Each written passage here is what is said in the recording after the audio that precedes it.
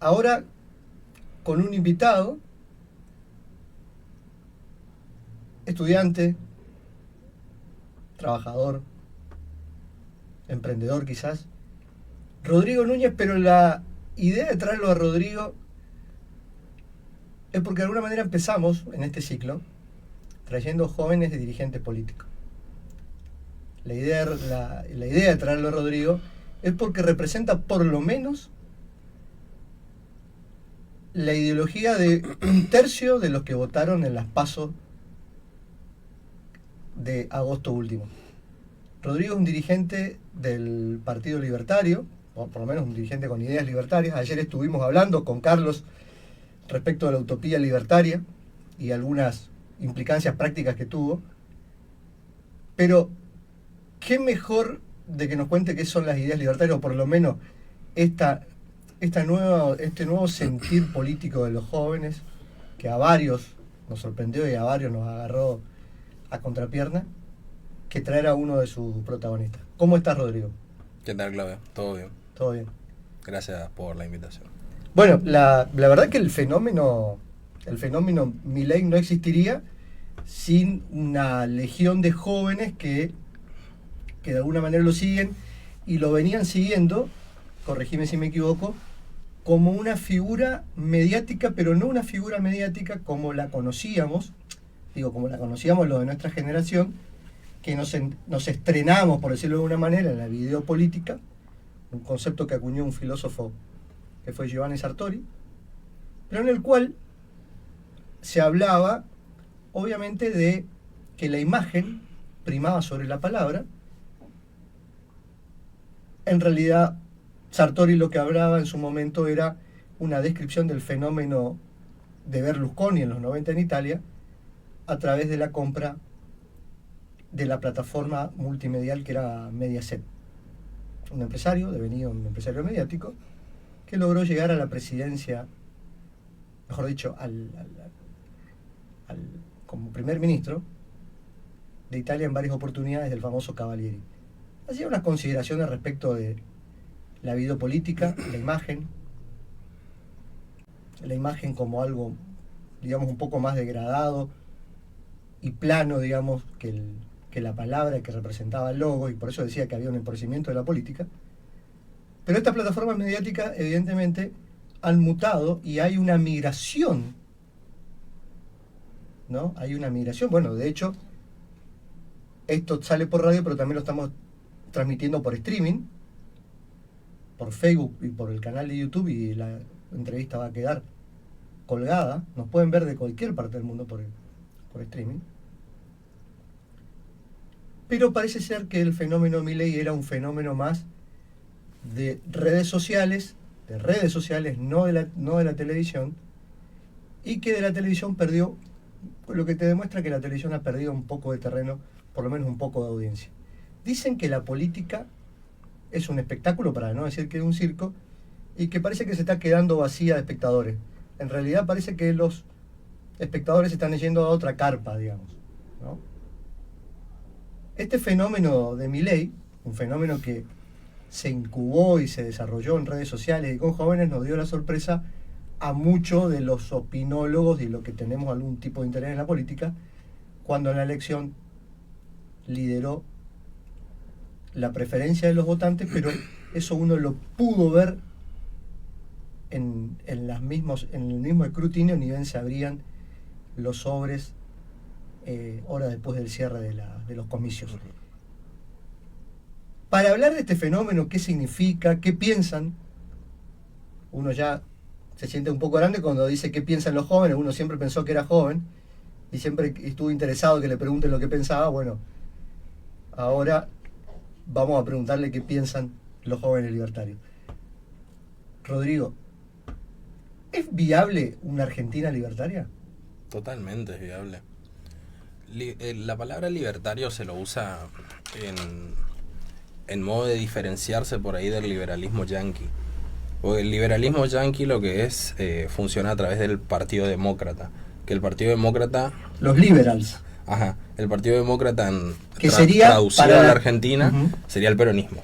Y la definición de liberal en Estados Unidos es el progresista, es exactamente. No necesariamente de izquierda, pero digamos con posiciones progresistas. Claro, con posiciones progresistas.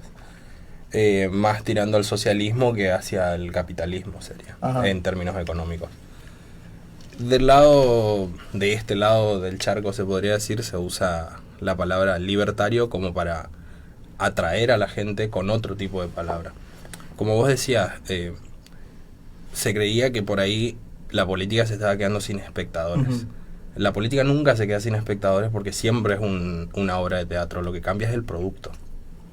Hoy el producto nuevo, el producto llamativo, las ideas nuevas provienen de Javier Milei. La gente dice, son ideas viejas, con caras nuevas. No, las ideas que actualmente se llevan a cabo también son ideas viejas. Son de hace gobiernos hace más de 70 años. Son ideas que ya tienen historias fracasadas. En cambio, lo que hoy plantea, por lo menos el espacio de Javier, son ideas que a lo largo de la historia y en el ancho del mundo funcionaron en la mayoría de los países grandes. Es más, la Argentina hasta 1945 fue primer potencia económica sobre Australia. Desde ahí empezó a caer, desde que el peronismo empezó a gobernar. Y siempre llevándose a cabo por malas políticas económicas, políticas públicas llevadas a cabo. Siempre creyendo que el Estado debería estar totalmente presente, resolviendo todas las situaciones sociales, todos los problemas ciudadanos, cuando el Estado no es meramente más que un empleado más de los ciudadanos, que es un administrador de todas las empresas que conformamos nosotros, los particulares. ¿Empresa en qué sentido? Cada proyecto que tiene un individuo o su familia o la composición del individuo y su alrededor es una idea empresarial que busca crecer, que busca generar riquezas y posicionarse económicamente bien para poder vivir tranquilo. Sin embargo, aparece el Estado sacándote la mitad de lo producido y terminas fracasando vos y terminas fracasando todos. Hoy la idea no es eso, es totalmente achicar por ahí en ese sentido la presión del Estado para que uno pueda desenvolverse nuevamente y volver a generar su riqueza y planear a futuro. Cuando hablan de menos Estado, digamos más, esto es un tema por ahí muy complejo para poder ahí en 2 minutos poder llegar a abordarlo. Pero vos lo que planteas por un lado, si interpreto bien, es una cuestión fiscalista, digamos, hay más que una regulación, el Estado como un regulador, el Estado, digamos, como una especie de socio molesto, un socio no forzoso, digamos, y viene la discusión de alguna manera o la presión fiscal que tienen los trabajadores, no los trabajadores, pero sí por lo menos los emprendedores, los empresarios, los que desarrollan actividades económicas, o esa presión un poco distorsionada respecto de que también viene de que tenemos 3 niveles de Estado y que cada nivel de Estado de alguna manera tiene algún tipo de percepción sobre la actividad privada, digamos, desde el IVA hasta ingresos brutos de la provincia y una tasa municipal en el caso del municipio.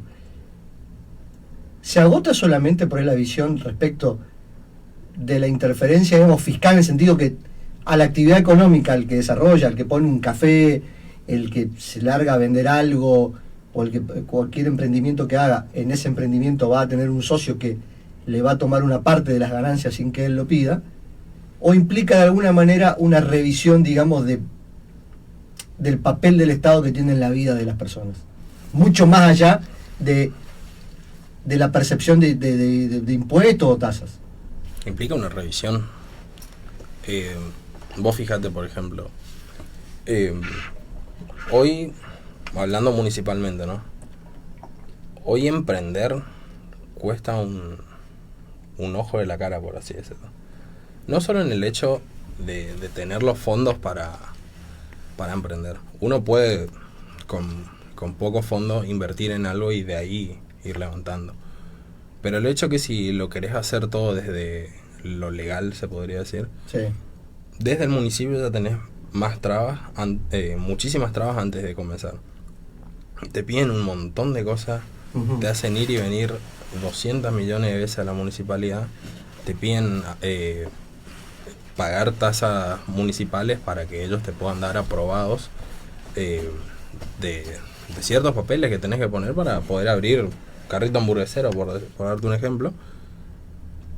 Y sin embargo vos todavía no abriste y no produciste nada, no tenés un ingreso como para decir, bueno, pongo la guita y le meto para adelante. Vos estás buscando abrir para poder generar ese ingreso, para poder aportar por ahí en impuestos, ¿no? Y en cambio el Estado toma se podría decir, cree percibir bien que la persona que va a invertir ya cuenta con el dinero para poder garparle, digamos, al Estado, Sí. y que se abra solo. Si no tenés una espalda, digamos, por decirlo de alguna manera, va a ser muy difícil que arranque. Claro, va a ser muy difícil que arranque. Yo actualmente estoy trabajando en una cafetería, siempre me dediqué en el rubro gastronómico. Y la cafetería en la que yo estoy es una cafetería que arrancó desde lo más bajo y ahora se está posicionando. Y eso es el crecimiento privado, se podría decir.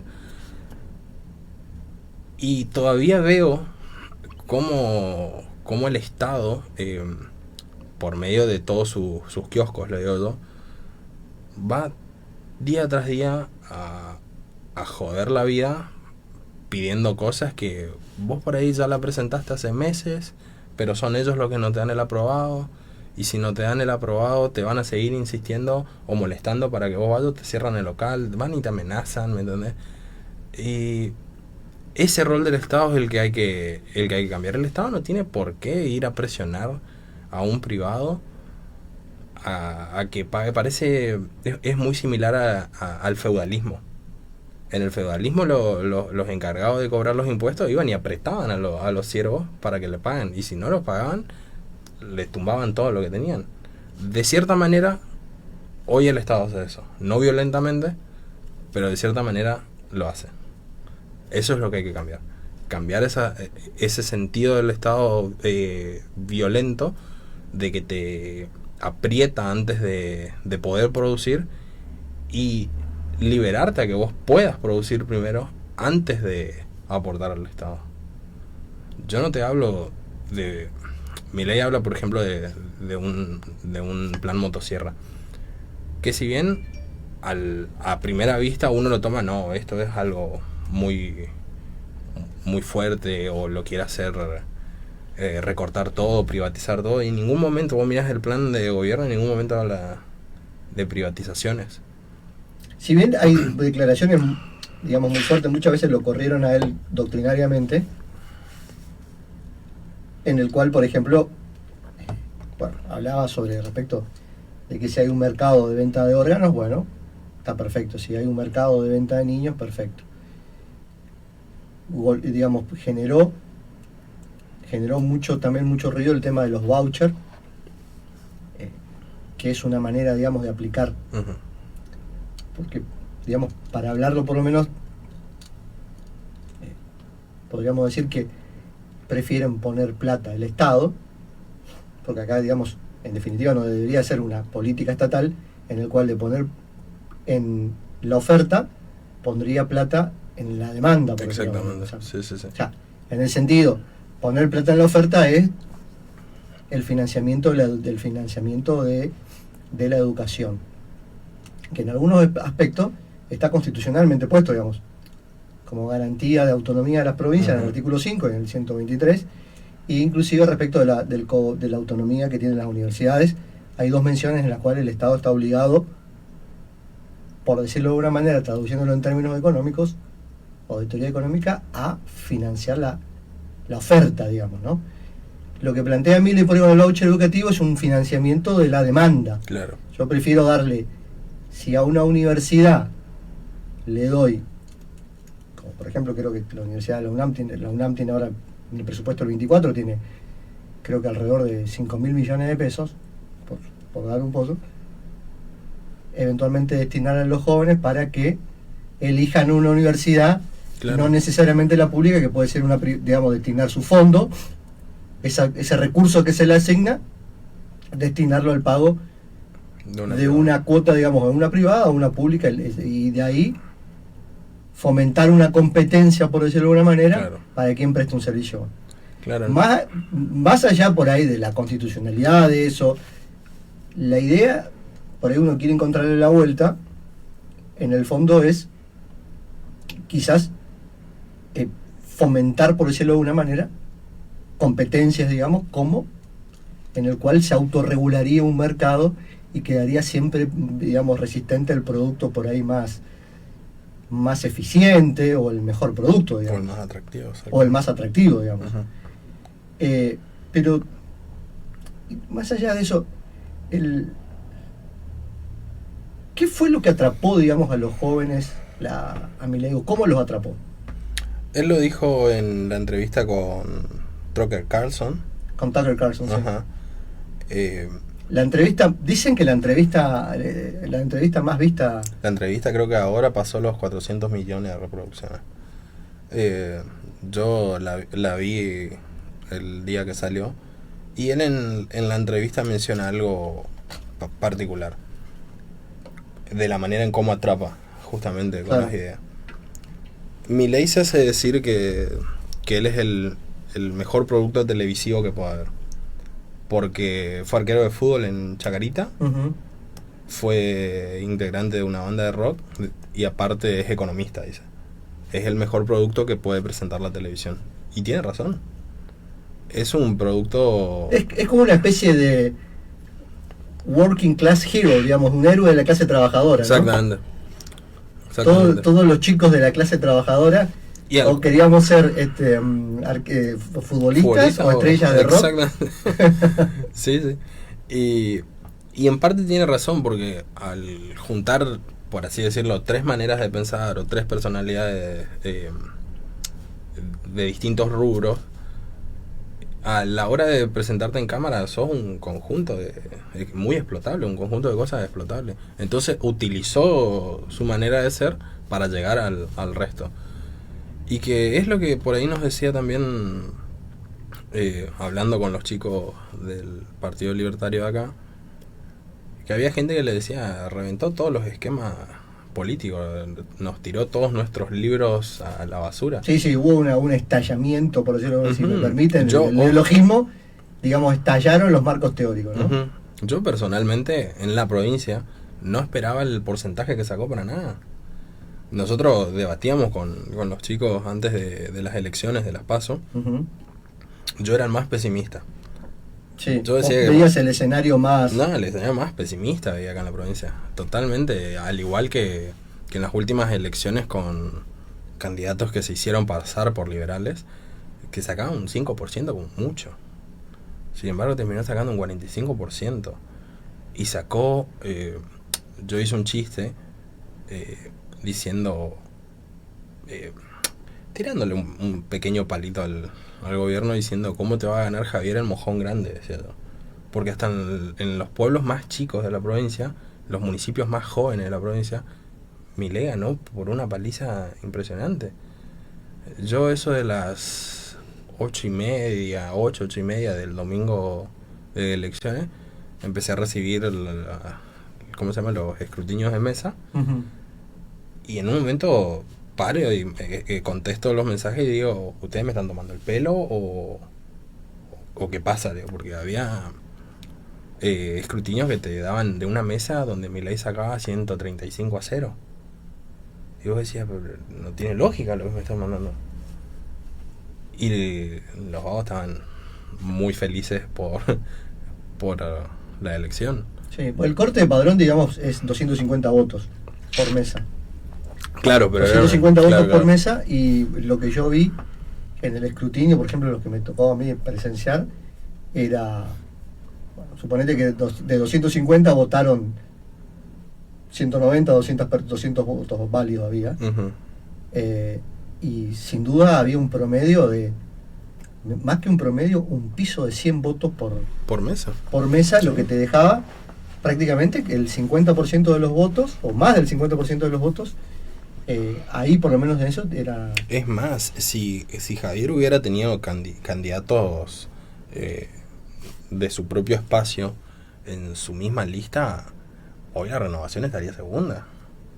¿Por qué razón? A ver, ahora que decantó un poco y que ya uno ve los resultados, digamos, como lo que vos dijiste, me parece que es muy sintomático, dijiste, mojón grande ganaron. Resultó ser Milei un fenómeno. Y esto me parece interesante porque, si bien hay un mainstream de medios, digamos, en el que Milei, todos conocemos la historia, Milei surge como un invitado en el programa de Fantino, panelista en el programa de Fantino, porque Fantino estaba en un canal que pertenecía de alguna manera a una misma corporación de la cual Milei era el economista. Entonces le dijeron, dice que cuenta la historia, mirá, que tengo un pibe, que sé yo, que anda muy bien, y lo presentaron y él fue conocido al gran público. Eso sería la historia, o por lo menos una narrativa principal de grandes medios y que le dio un alcance nacional al salir en televisión nacional, digamos, ¿no? Eso por un lado. Por el otro, me parece que hubo, de manera subterránea, que Milei era una especie de artista de culto en las redes sociales.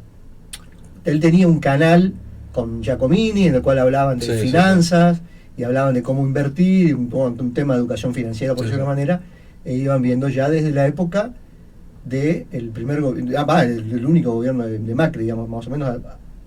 Viene con un fenómeno en redes sociales del 2015. Claro, eran críticos, digamos. Eran críticos por derecha del gobierno de Macri. Exactamente. Bueno, entonces hay como dos líneas, digamos, argumentales, digamos, en la historia de cómo política, de cómo llega Milei.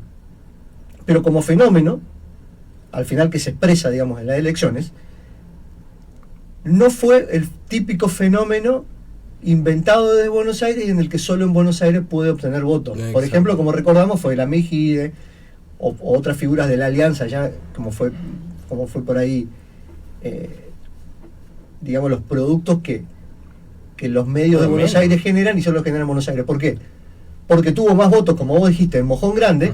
En realidad creo que San Antonio de los Cobres ganó por el 70% de los votos. En Salta, digamos. Casi, si uno ve el mapa de la República Argentina y en los lugares donde Milei ganó, podemos decir que hasta es un fenómeno en la Ruta 40, digamos, a todo el interior, todas las provincias que van, digamos, sobre la cordillera, Milei tuvo una importante cantidad de votos y que es un fenómeno más del interior, de pueblos del interior, de lo que se esperaba de que en Buenos Aires tuviera una mejor performance, o por lo menos en Capital Federal. Y fue como eso, digamos, lo que vos me parece que dijiste, digamos, en un momento de decir, en Mojón Grande está ganando Milei. Yo creo que es justamente porque sale del centralismo porteño.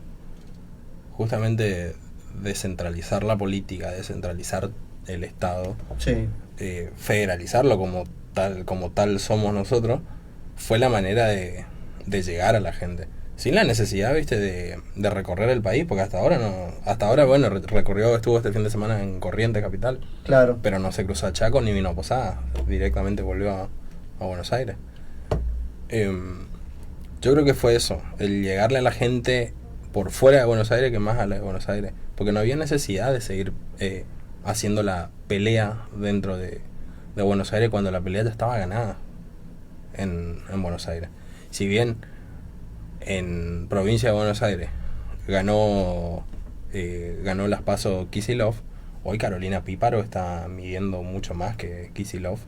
Y, seguro que Grindetti, que es el candidato de Juntos por el Cambio. Grindetti bajó la intención de voto, estuve leyendo estos días, bajó la intención de voto, ciertos votos del PRO se tradujeron a Píparo, y hoy Píparo está por encima en las encuestas sobre Kicillof.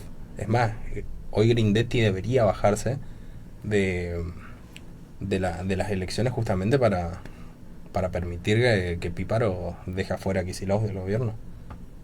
Lo que sería realmente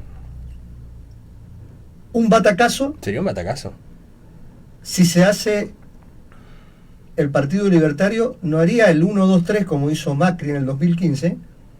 O sea, ganó la presidencia, retuvo la Ciudad Autónoma de Buenos Aires y ganó la provincia de Buenos Aires, pero sí, de alguna manera, más allá del resultado, aventuremos, por ejemplo, de que habría balotaje, en provincia de Buenos Aires no hay balotaje, Ganaría por mayoría, ¿no? ganaría Carolina Píparo por mayoría simple, digamos, hasta obtener un voto más y ganas.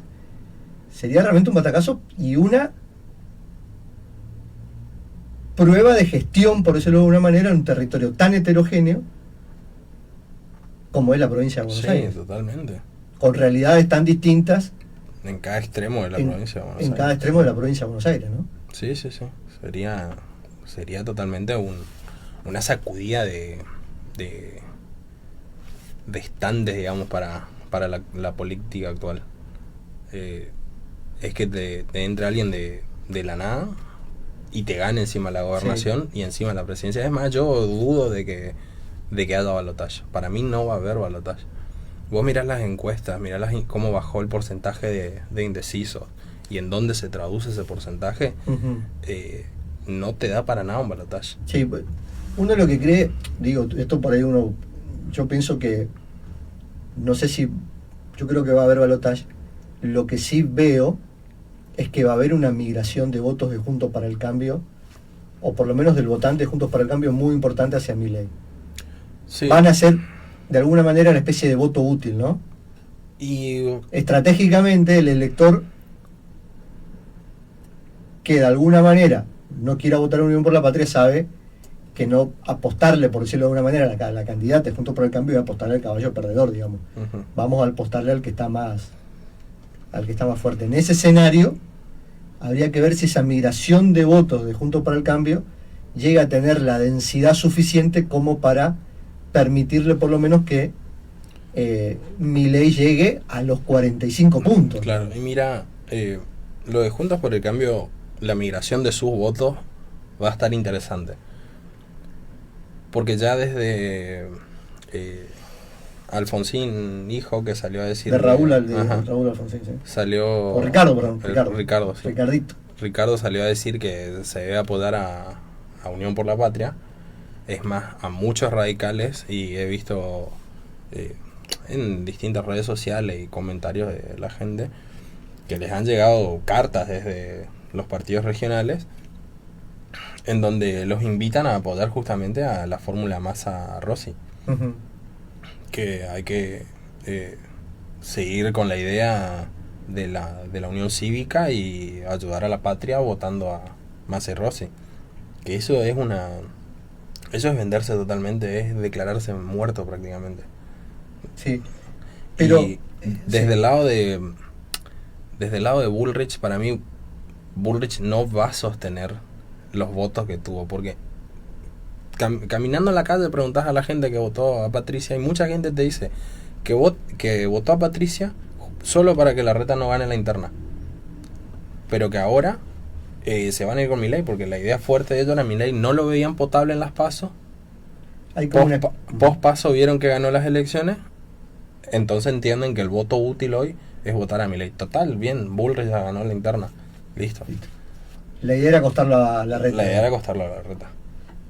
Pero yo no veo, honestamente no veo que Bullrich o aumente su caudal de votos, ni siquiera entra un balotaje. Para mí la que ya salió del tercio es Patricia. Y vos lo ves justamente con sus spots de campaña, con su gente hablando, Melconian diciendo sarta de pavada en la tele. Sí. Se hunden solos, o sea, es como también Javier hace unos días dijo en televisión, no hace falta hablar en contra de las ideas de Juntos por el Cambio, porque ellos solos se están hundiendo.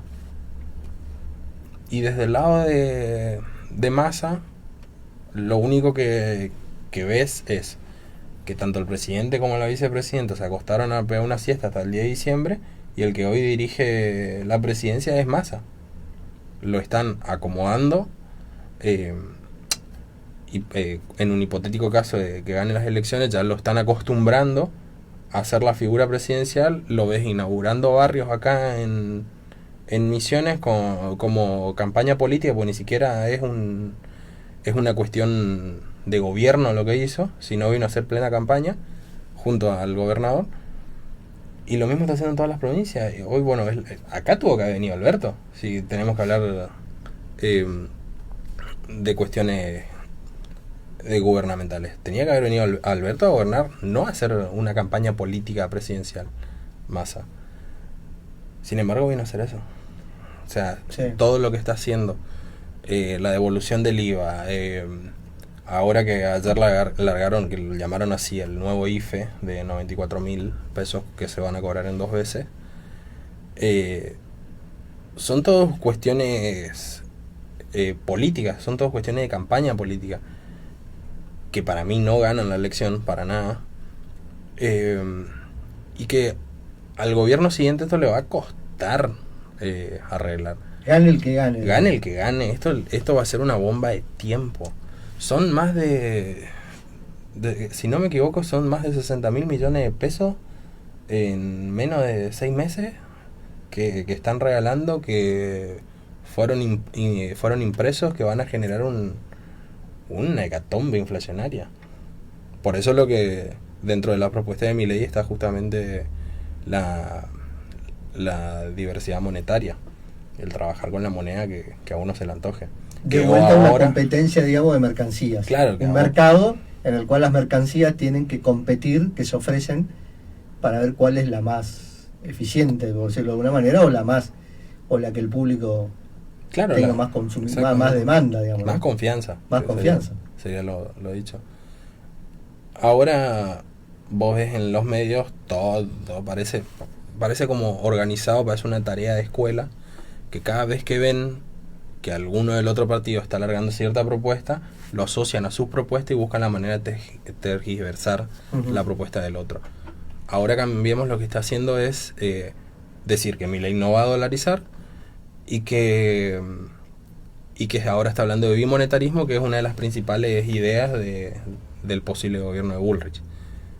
Y sin embargo, Milei en ningún momento habló de bimonetarismo, sino de una libre competencia de divisas, que él cree, que eso lo dijo en entrevistas Claro, hace que unos es una días. diferencia conceptual, porque en una libre competencia no hay moneda de curso forzoso, Claro, no, y en un bimonetarismo sí hay dos monedas de curso forzoso. claro, vos tenés un bimonetarismo, que es lo que propone Patricia Bullrich, es un curso forzoso de divisas, que serían el peso y el dólar, que es lo que proponen ellos.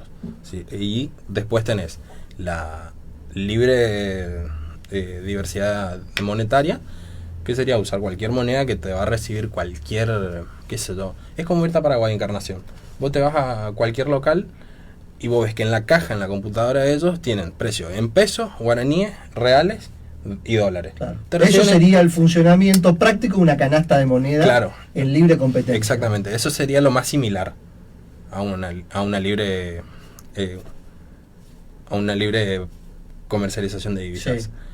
Con un escenario no novedoso a la Argentina, que podría ser, por ejemplo, también bonos provinciales, bonos de cancelación de deudas que las provincias Claro, pero podrían llegar a imprimir. digamos. claro, pero esos bonos de cancelación, claro, son creados por el Estado. En este caso no habría una creación de una moneda más. Se utilizarían las monedas ya existentes. Las monedas estatales ya existentes. Ajá, ya digamos, porque existentes. Obviamente que al guaraní, en el caso de negocio de Encarnación, al guaraní lo imprime y lo regula la República del Paraguay a través de su Banco Central, su Exactamente. Casa de la Moneda. Del mismo modo, con el real, que es una moneda del Estado brasilero, del mismo modo el peso, y ni hablar de la reina de todas las monedas y objeto de todos los deseos argentinos, que es el dólar, ¿no? Claro, lo que decía Javier hace unos días en otra entrevista es que él cree que la gente va a decidir ir por el dólar, porque es la moneda en la que más ahorran. Hoy se cree que hay, debajo de los colchones, algo así de 300 millones de dólares. si Sí, no me sí, la equivoco. cifra va aumentando. Yo Sí. recuerdo desde muy chico que siempre había un comentario y se arrancó con eso. Claro, se cree que, es más, a niveles estadísticos mundiales, Argentina es el segundo país con más dólar billete. Atesoramiento de Ajá, dólar billete, ajá. sí. Por eso se cree que hay posiblemente 300 millones de dólares ahorrados a nivel nacional por cada persona. Por ende se cree que es la moneda que más se utilizaría. lo que va a llevar es lo que va a llevar al peso, el uso del dólar va a llevar a que el peso se remil hiperinflacione y termine dejando de existir solo, de una manera sin forzarlo a desaparecerlo y sin necesidad de usarlo. O sea, es normal, es un curso normal que va a tener la moneda. O sea, no una dolarización, pero volvemos digamos, a clarificar por ahí el concepto. No es que saldría una ley que declararía el curso forzoso del dólar. Claro, o sea, eso ya pasó. Con el cual, respecto, por ejemplo, el mismo presidente de la Corte Suprema, que fue Rosati, dijo Sí. respecto a la moneda, con eso saltarían de alguna manera cualquier eventualidad, cualquier obstáculo constitucional, Claro, en el cual dejan competir, el peso seguiría existiendo, solamente que nadie lo usaría, digamos. exactamente. Es como la radio transistores, digamos. Una radio transistores todavía la puede comprar, pero todos escuchan radio, un podcast por el celular o por el computador. Exactamente. Claro, o sea, es otro concepto también que hay que enseñar por ahí a la gente que no entiende muy bien cómo funcionaría lo de la dolarización. Hay gente que cree que si se dolariza vamos a estar 1 a 1 peso dólar. Eso es no es dolarización, eso es convertibilidad, que ya se dijo, la convertibilidad fue el peor error de la Argentina. En el momento en el que sucedió, sí, funcionó 10 Sí, sí. años. Pero a la larga vos te das cuenta que eso no sirve, porque obligar a equiparar una moneda que posiblemente pierda su valor o pierda su credibilidad al paso del tiempo, va a terminar en lo que terminamos ahora. Exacto. En cambio, la dolarización se lo llama dolarización porque es un hecho de utilizar monedas extranjeras, no importa cuál. Va a llevar a la desaparición del peso y al uso común de una moneda extranjera que se cree sería el dólar, porque es la moneda que más ahorra la gente en el país. Está bien. Vos recién mencionaste que Ricardo Alfonsín, que si bien tiene prosapia radical, es funcionario de este gobierno porque es embajador Sí. de este gobierno ante el Reino de España. Ujú. ¿No? Tiene embajador en Madrid. Él planteó de alguna manera una cuestión del miedo y un riesgo antidemocrático. Algo que otras figuras políticas también están advirtiendo, y muchos piensan de que las declaraciones, por lo menos por las expresiones que tiene Milei, el sistema democrático o la democracia tal cual la conocemos podría estar en riesgo en un eventual gobierno de Milei, en el cual las libertades democráticas podrían estar en serio riesgo, más que nada atendiendo a por lo menos una falta, digamos, de tolerancia o de plasticidad para debatir, algo que por ahí lo vamos a ver el domingo. Vamos a ver cómo se desarrolla el debate presidencial Ujú. respecto de expresiones de Milei y más que nada de su vicepresidenta, una muy sutil vía defensa de las víctimas del terrorismo del proceso de reorganización nacional. Asusta por un lado las declaraciones de Milei y por otro lado su compañera de fórmula respecto de 40 años de democracia, que entendemos que no se cumplió con aquello por ahí que prometió Alfonsín, que con la democracia se come, se cura y se educa. ¿Vos qué responderías a ese tema? ¿Cuál es tu visión respecto a eso? Yo la escuché a Villarruel en el debate de vicepresidentes la semana pasada, si no me equivoco fue. Rossi le hizo una pregunta respectivamente con respecto a eso, en donde le preguntó por qué ella se juntó con Videla, por qué se juntó con ciertos represores, y ella lo dijo: yo estaba escribiendo un libro, me tengo que juntar para recolectar información. Es más, me junté también con montoneros en los cuales le prometí por palabra mía no mencionar sus identidades, pero todo fue por cuestión de un libro.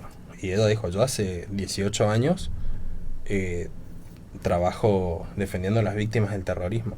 Y ella se refiere a las víctimas del terrorismo por parte de Montoneros y ERP, que en gran parte tiene razón, porque es una historia que no te cuentan en la escuela, que no te cuentan en los libros, y que es como lo dicen, lo decimos todos, creo que utilizamos esta frase, que es la historia la escriben los que ganan. Y justamente esa parte de la historia es que no te cuentan, es porque los que ganaron no quieren quedar pegados a eso. Montonero fue una rama parte del peronismo hasta que el mismo Perón se cansó y los echó de Plaza de Mayo. Pero también hay que decir que Montonero desde el 60 hasta el golpe del 76 se la pasó bombardeando y matando gente a mansalva.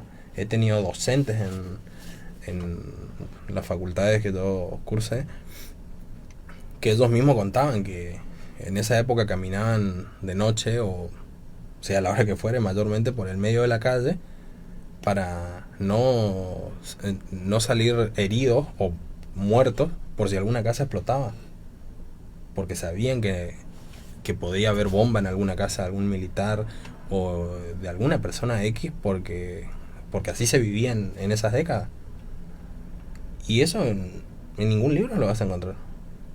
En la secundaria esa cosa no te cuentan. En la secundaria te meten la historia de la noche de los lápices, del golpe más sangriento, que no hay que para nada decir que no pasó, porque pasó y fue real y fue horrible. Yo personalmente estoy totalmente en contra de los atentados a la democracia, sea de la forma que fuere. Y desde el lado de creo que del espacio de Javier, también están totalmente en contra de los atentados a la democracia, y a la vez ellos mismos son personas que debaten con los demás. Si no, hoy no serían una oferta política para nada. Cuando hablaste de oferta política, ¿cuál es el sujeto político al cual le interpela Javier Milei? ¿Quién es el que se siente interpelado por Javier Milei? ¿A quién representa Javier Milei? Hoy actualmente está representando a todo el pueblo argentino, que somos todos trabajadores que hoy estamos agobiados en la pobreza, se podría decir. Ayer salió el porcentaje de pobres que hay y supera el 50%.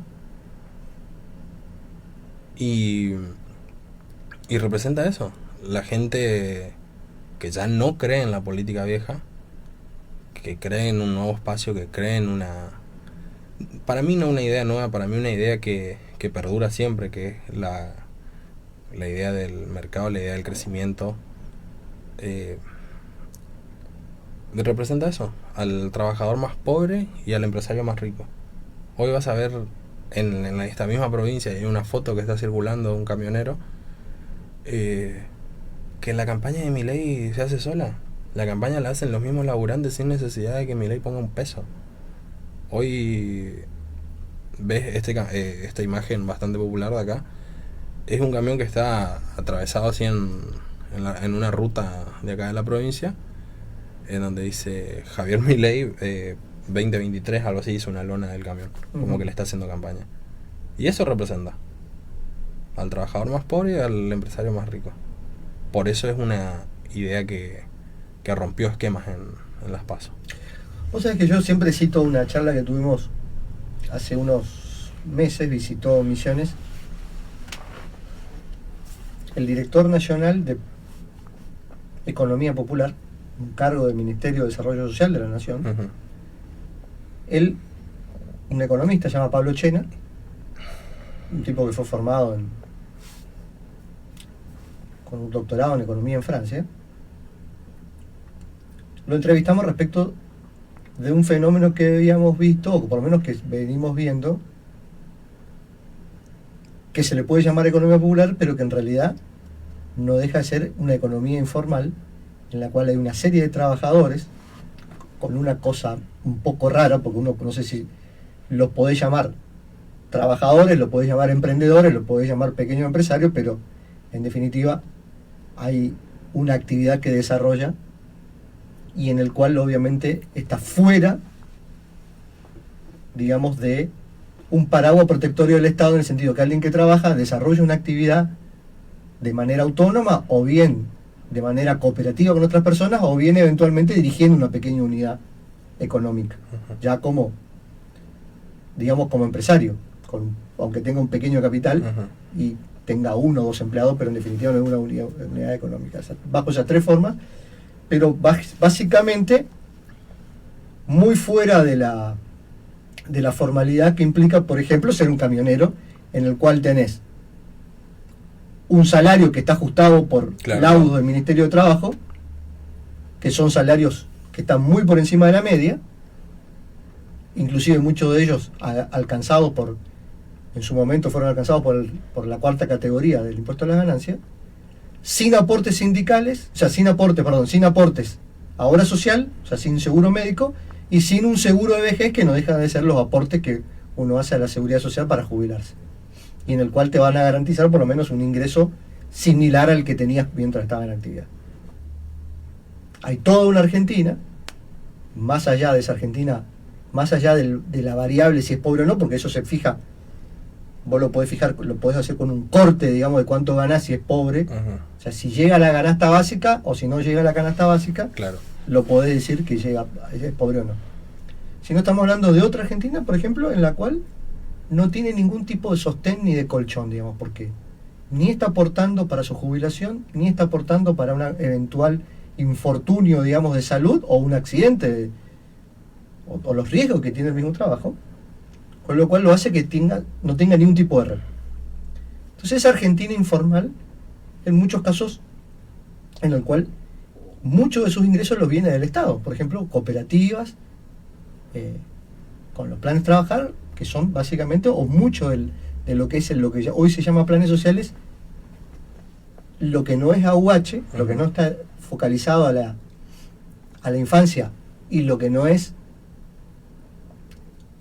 las pensiones no contributivas, que está enfocado, digamos, hacia otro grupo etario, que es la vejez, sino estamos hablando de gente que está dentro de su rango etario de vida, actividad económica activa, digamos, la población económicamente activa, y que está fuera, por decirlo de alguna manera, de los circuitos formales.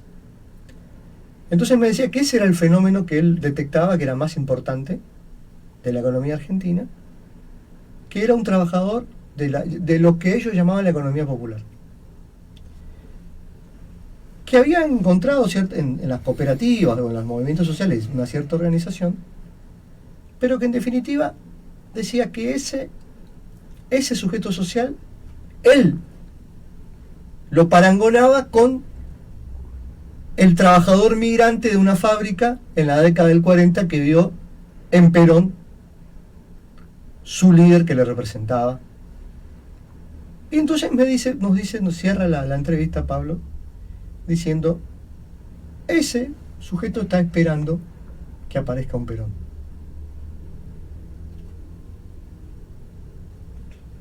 Las elecciones, esto fue un mes, supongamos, antes de las PASO. Lo que vos me acabas de contar, y esto puede ser muy controversial, ¿Milei puede ser el Perón de estos sujetos colectivos? Yo no lo llamaría Perón. Bueno, un líder, digamos. Claro, por un decirlo de líder, alguna manera, un líder popular. un líder sí. popular, Un líder popular, sí. por lo que vos me planteás, policlasista, porque si un trabajador más pobre y el empresario más rico se sienten identificados con una figura política, lo que estamos hablando es que alguien realmente... Claro, o sea, equiparó todos los espacios de la sociedad, por así decirlo, ¿no? También lo escuché, pero esto lo escuché en un medio, en un canal nacional que decía, hoy Javier Milei, o sea, el espacio de Javier Milei se convierte en el movimiento popular más grande de la Argentina después del peronismo del 45.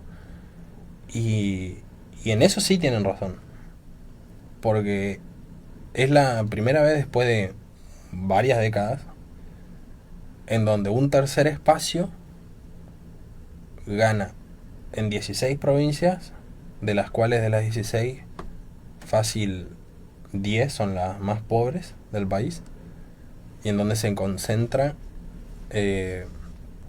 este tipo de gente que vos decís, gente de la economía popular, gente que depende de ciertos planes sociales y que encontraron en el espacio de Milei, capaz en Javier también, una persona que le está hablando en serio, que le está diciendo los cambios que queremos hacer son estos, lo que va a pasar es esto y a futuro vamos a ver tal resultado. Y la gente creyó en eso y confía en que eso puede pasar. Y sabe que por ahí sabe que no se come el cuento de hoy el militante de Unión por la Patria o del mismo Massa pospaso que salió a decir si quieren perder planes sociales, si quieren volver a la informalidad, si quieren este tipo de gobiernos que no piensen en los pobres, bueno, voten esto, algo así había dicho pospaso. Y cuando a Javier le saltaron con el tema de planes sociales, él mismo dijo que no se va a quitar planes sociales de cuajo, como así decirlo, entro y corto todo, sino que a esa gente que depende de planes sociales se les va a buscar la manera de reacomodar, o uso otro término él, pero reacomodarlo en las economías, en distintos trabajos, hasta bien se estabilice, digamos, o tenga un ingreso medianamente bueno, y de a poco ir cortando los planes sociales. Siempre y cuando, o sea, no se le va a cortar siempre y cuando esta persona no haya rechazado un trabajo, algo así habían comentado. Una medida similar tomó otra líder populista de derecha. La italiana, ¿puede ser? Que es la italiana Giorgia Meloni. Sí. Lo de la primer ministro italiana estuve leyendo. No comparto mucho igual con el proceso de Italia, porque Italia directamente lanzó una ley en donde avisan que a partir del 1 de enero todos aquellos que dependen de planes del Estado dejarán de cobrarlo. O sea, eso es un corte de cuajo. En cambio acá se habla de otra manera, de una especie de proceso en donde se va a ir recortando medianamente el ingreso, vaya superando ese plan social hasta desaparecer el plan. Si te pones a pensar,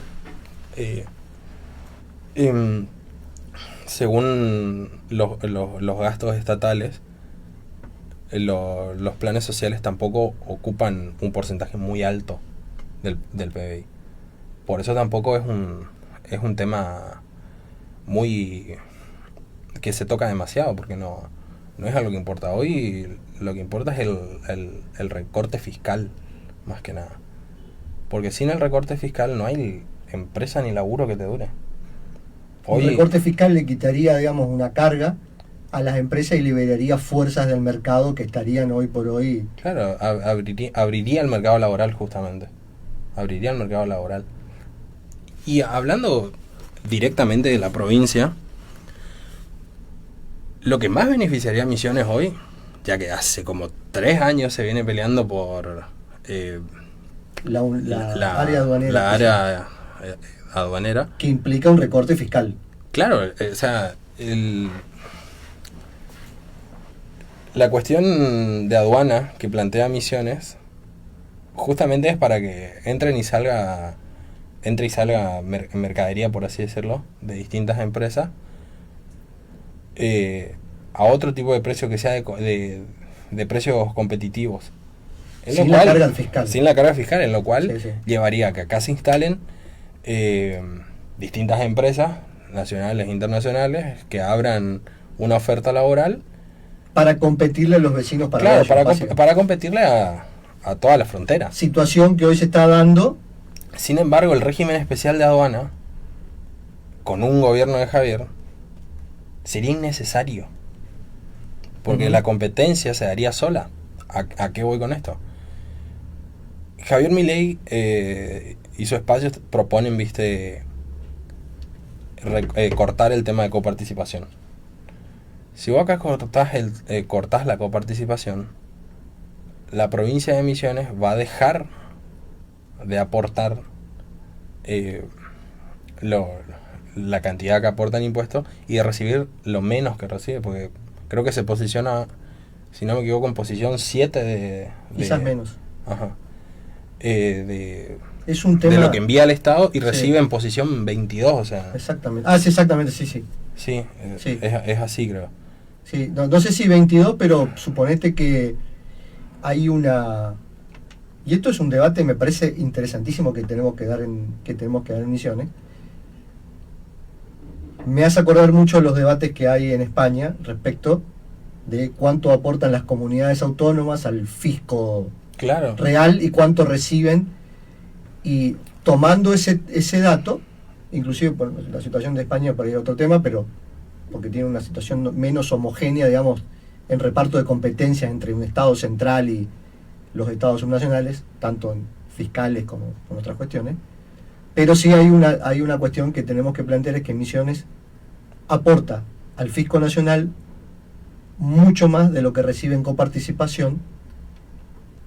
Tanto es así por diversas distorsiones que hay, por ejemplo, básicamente es pensar de que en Misiones no se produce cuando, yo siempre cito el ejemplo, el pino está en Misiones, la planta de pasta celulósica está en Misiones, pero como el domicilio fiscal está en Buenos Aires, es como si la papelera estuviera en Buenos Aires, por lo tanto queda solapado, digamos, la actividad económica de Misiones. Misiones, si quiere, puede producir y exportar lo que se le antoje. Tenemos la capacidad de hacerlo. Sí. No tenemos la fuerza. Sí, hay una relación de fuerzas ahí. Hay una relación de fuerzas ahí en las cuales, sin duda, y esto te digo porque yo se lo escuché decir de boca al máximo responsable de la autoridad fiscal de la provincia en su momento, hace muchos años atrás, en el cual planteó esto. Inclusive yo recuerdo tiró una cifra de cuánto producía la economía misionera y cuánto era lo que recibía en impuestos, en el cual si Misiones tiene que aportar de acuerdo a lo que produce, estaría, digamos, mucho más alto. Inclusive dato estadístico que se cortó, por ejemplo, yo no sé si ahora se retomó, pero el INDEC publicaba un PBI geográfico por provincia y una serie estadística que se canceló a principios del siglo, pero que en ese momento, que me parecía algo sumamente curioso y sumamente hasta diría escandaloso, de las provincias del litoral, del PBI que produce la Argentina en las provincias del litoral,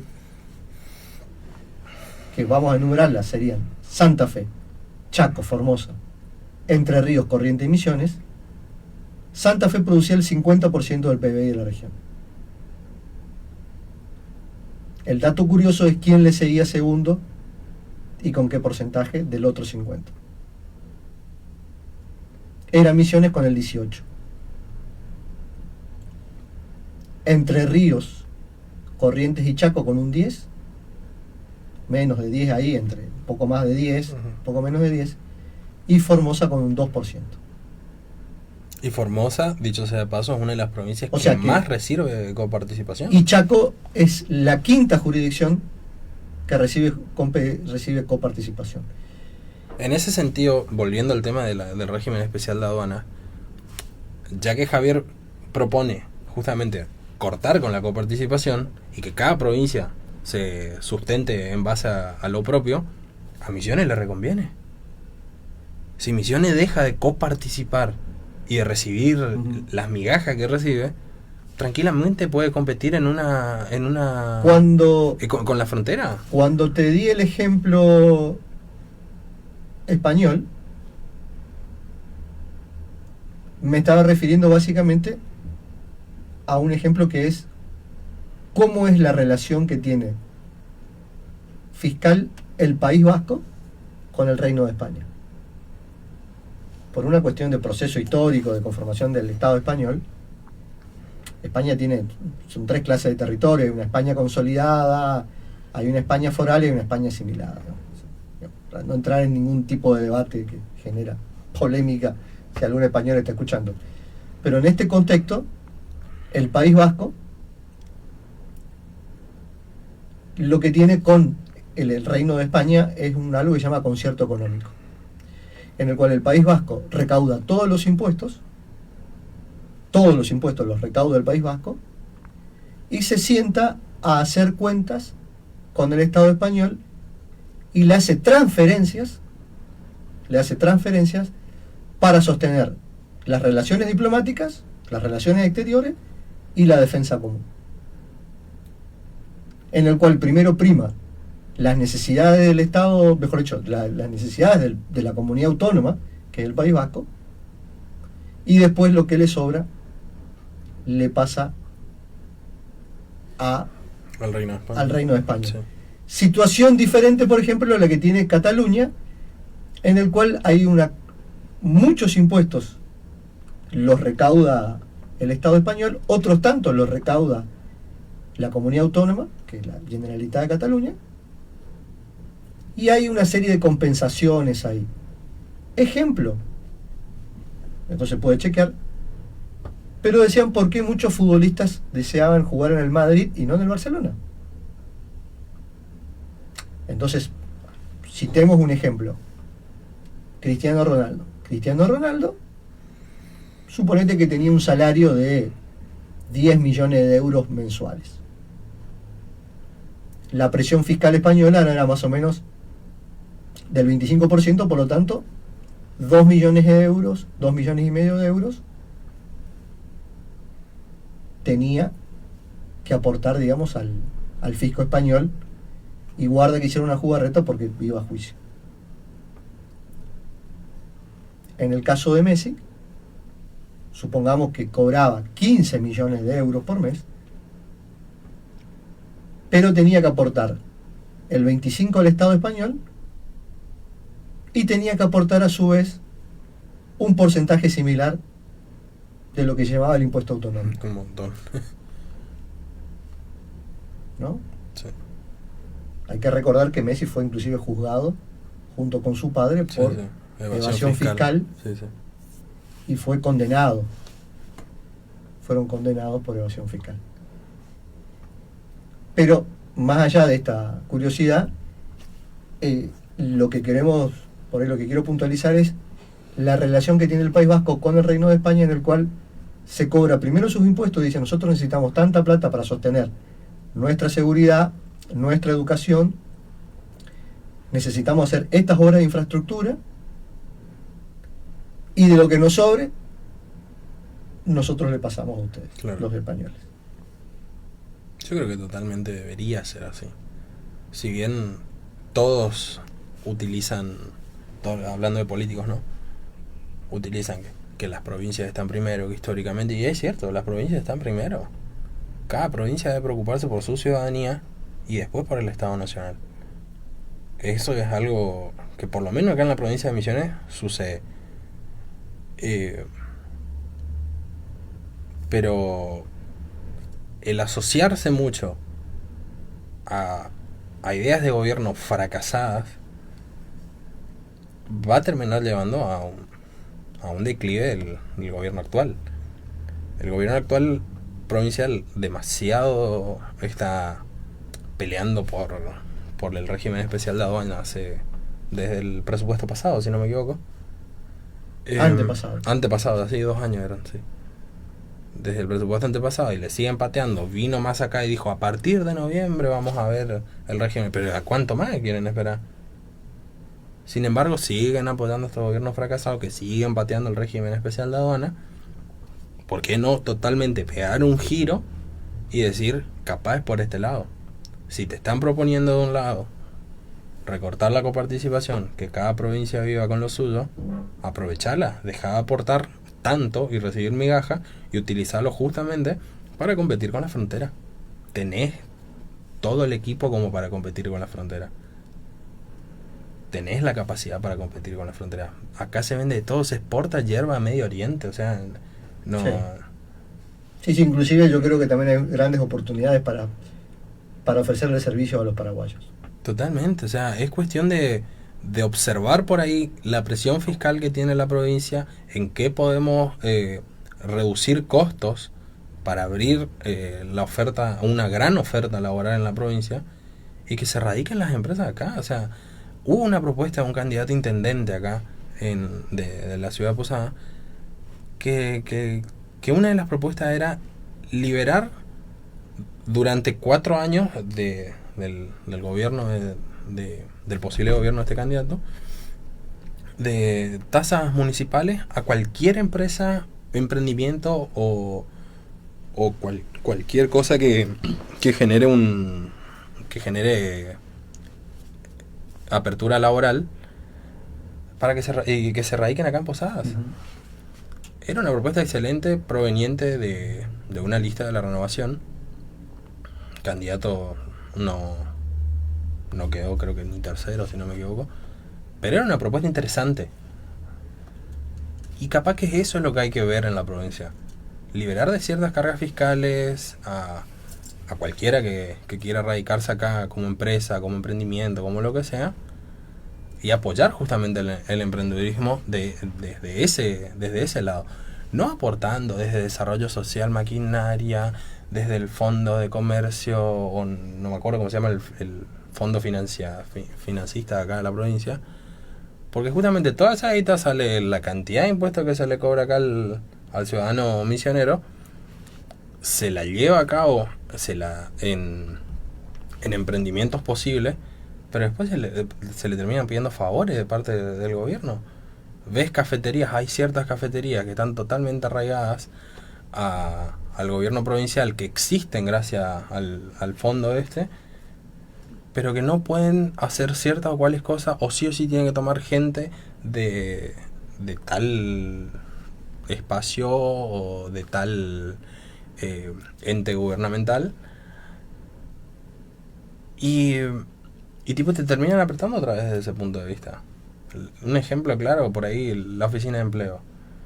Hay ciertas empresas acá de la ciudad que están pegadas a la oficina de empleo y que surgen a partir justamente de fondos provinciales o fondos municipales, les obligan a tomar gente de oficina de empleo, y termina siendo gente que dura 3 meses en los trabajos, uh-huh, vuelven a rotar personal, y así hasta que se le acaben el personal, hasta que se le acabe el personal, el plantel, digamos.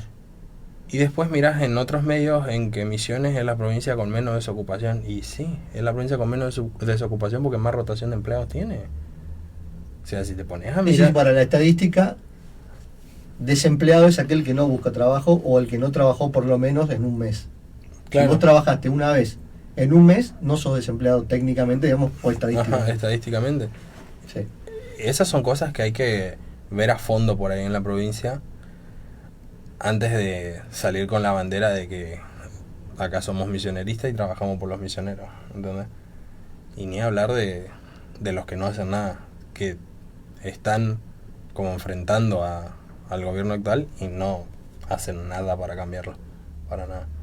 Son cosas que hay que tener en cuenta de acá a 2 años, de acá, tanto el Partido Libertario que está esperando literalmente una providencia de parte del tribunal para que le den el aprobado al partido, porque el partido ya cumplió con todos los requisitos que necesitaba.